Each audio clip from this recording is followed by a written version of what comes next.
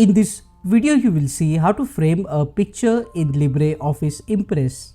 As you can see, this is an unframed picture and I have added a frame around the picture. It's very easy. First, you need to insert a picture using the Insert Picture option. Select the picture and then click on Open. To insert the picture into the slide and then to add border around this picture, you need to click on Picture, right click, and you will see the option of line.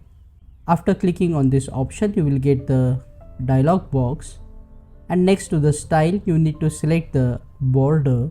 So you may select different style border, for example continuous, which is a solid line, dotted, dash, etc.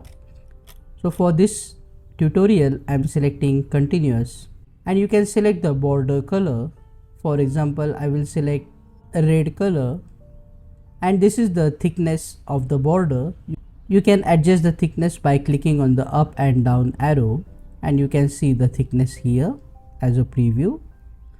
Once done, just click on OK, and that's how you can frame a picture in LibreOffice Impress.